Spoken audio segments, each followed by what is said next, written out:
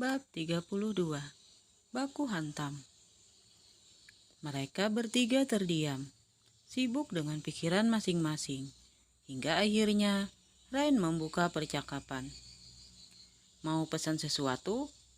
Tanyanya sambil menoleh ke arah gajah yang duduk di sampingnya. Tak usah, habiskan saja makananmu. Setelah itu kita pergi. Kau ingin mengajaknya kemana? Tanya Sean sinis. Kami harus segera kembali ke kantor. Aku hanya ingin mengantarnya kembali ke kantor. Sekarang jam istirahat, kau tak ada hak melarangnya pergi denganku. Sean kesal sekali karena tak bisa membalas perkataan Gaza. Kau kenapa sayang? Gaza menggenggam tangan Rain yang ada di atas meja. Wajah wanita itu terlihat cemas, bukan tanpa alasan. Rain cemas melihat gelagat Gaza dan Sean. Tampak sekali jika hubungan mereka tak baik. Rain takut Sean akan membongkar aibnya. Aku ke toilet dulu ya. Rain segera beranjak meninggalkan mereka berdua. Setelah dari toilet, Rain begitu syok melihat Gaza dan Sean sedang adu jotos. Dua orang security terlihat kewalahan memisah mereka. Apa yang terjadi? Jangan-jangan Sean menceritakan semuanya pada Gaza. Batin Rain. Wanita itu gemeteran. Kakinya terasa lemas. Dia hanya mematung melihat mereka berkelahi. Tak lama kemudian pelayan restoran membantu memisah mereka. Dua orang memegangi tangan Gaza dan dua orang lagi memegangi tangan Sean. Jangan bikin keributan, teriak security pada mereka berdua. Ada apa, Ga? Rain memberanikan diri bertanya. Tapi Gaza diam saja. Matanya masih melotot ke arah Sean. Lepaskan dia, Pak. Kami akan pergi dari sini. Pinta Rain pada dua orang pelayan yang memegangi Gaza. Akhirnya mereka melepaskan Gaza. Rain segera menggandeng tangan Gaza keluar dari restoran. Dia sama sekali tak memperdulikan Sean. Yang ada di pikirannya sekarang hanyalah apa penyebab mereka berdua berkelahi. Kenapa kalian berkelahi? Tanya Rain sambil mengobati luka Gaza di dalam mobil. Gaza diam saja, dan hal itu justru membuat Rain makin penasaran. Jangan-jangan Sean mengatakan semuanya pada Gaza. Apa dia mengatakan sesuatu yang membuatmu emosi? Aku tahu kau bukan orang yang suka berkelahi, Ga. Bisakah kau berhenti bekerja? Tanya Gaza sambil memegangi tangan Rain yang sedang mengolesi ubat di wajahnya. Rain semakin yakin jika Sean sudah mengatakan sesuatu pada Gaza. Tapi kenapa? Aku tak bisa menjelaskan alasannya. Ada aib yang harus aku tutupi. Dek, aib apa yang dimaksud Gaza? Apa aibku? Gumam Rain dalam hati. Rain penasaran, tapi dia tak punya nyali untuk bertanya. Bisa kan sayang? Gaza membelai rambut Rain yang terurai panjang. Dia sangat berharap jika kekasihnya itu patuh. Tentu, aku akan melakukan apapun yang menurutmu baik. Aku akan menyerahkan surat pengunduran diriku besok. Terima kasih. Gaza mendekap Rain dalam pelukannya. Aku antar pulang. Kau tak perlu kembali bekerja. Tapi, aku masih ada tanggung jawab, Ga. Aku tak bisa tiba-tiba berhenti seperti ini. Biarkan aku menyelesaikan pekerjaanku hari ini. Aku mohon untuk kali ini. Menurutlah padaku. Baiklah. Akhirnya, Rain pasrah. Maafkan aku, Rain. Aku terpaksa melakukan ini. Aku takut Sean akan melakukan hal buruk padamu. Gumam Gaza dalam hati.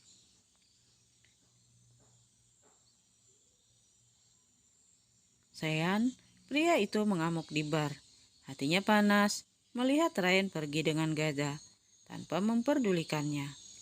Sean mabuk sambil melempar beberapa botol hingga pecah. Mulutnya juga terus mengumpat tak jelas. Akan gue hancurin lo, sehancur-hancurnya, Ga. Lo harus ngerasain. Apa yang gue rasain dulu? Lo harus tahu gimana sakitnya hati gue waktu itu. Biar sekali lagi Sean membanting botol minumannya. Tuh anak, kenapa kayak gitu? Tanya Dino yang baru datang. Entahlah, datang-datang dia sudah kayak orang kerasukan. Makanya gue telepon lo buat kesini, kata Rafa pemilik bar. Lo kenapa bro? Siang-siang mabuk kayak gini? Bukannya biasanya lo jam segini masih di kantor? Gak jadiin, dia sudah berani ngancam gue. Dia belum tahu siapa gue. Gue bakal hancurin dia sampai dia nangis darah. Ngancem gimana sih? Flashback. Dunia begitu sempit ya ga? Kenapa kita selalu saja bertemu?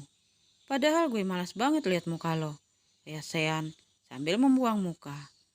Bahasa mereka seketika berubah saat Ryan pergi ke toilet.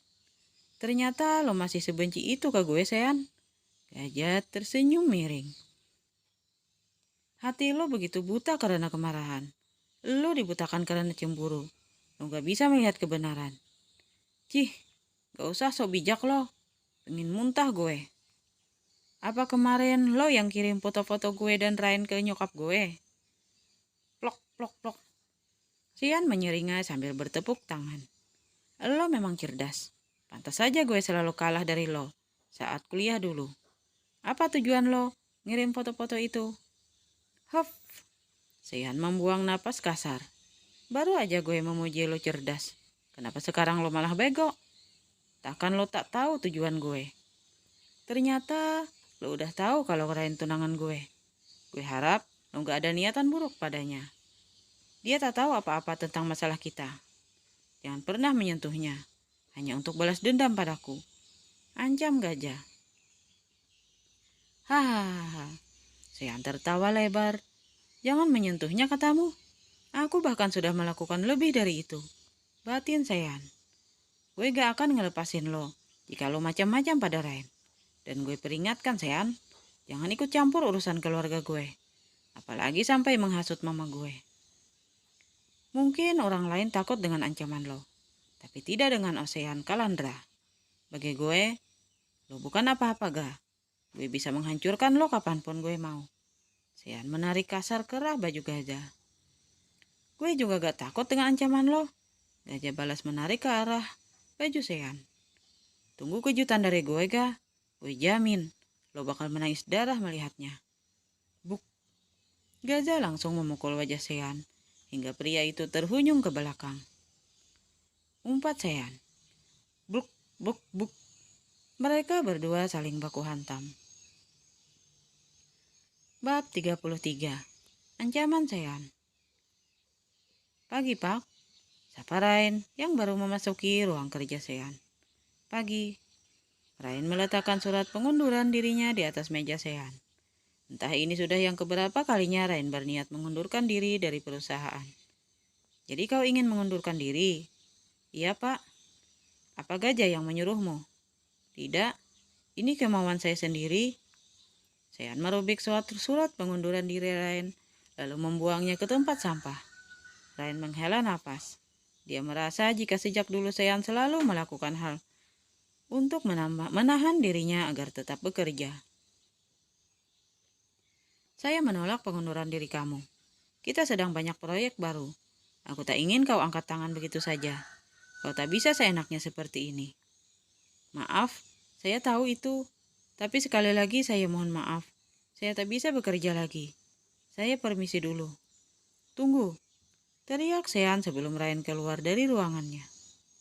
Apa kau tahu akibatnya jika kau berani menentangku? Aku akan menceritakan tentang malam itu pada Gajah. Dan aku yakin Gajah akan meninggalkanmu detik itu juga. Ancam Sean. Ryan gemeteran sambil meremas ujung roknya. Ini yang paling dia takutkan. Dia takut Gajah meninggalkannya karena masalah ini. Pikirkan kembali, Ryan. Aku memberimu waktu 1 jam untuk berpikir. Aku punya bukti, Ryan. Kau ingat perjanjian yang kau tanda tangani? Perjanjian itu akan aku kirim ke Gajah. Dan ayahmu yang ada di penjara. Tubuh Ryan makin lemas mendengarnya. Dia berpegangan pada gagang pintu. Dia merasa bodoh. Kenapa dulu mau saja disuruh tanda tangan perjanjian konyol itu? Kau bisa bayangkan sendiri bagaimana reaksi mereka berdua. Dan ayahmu.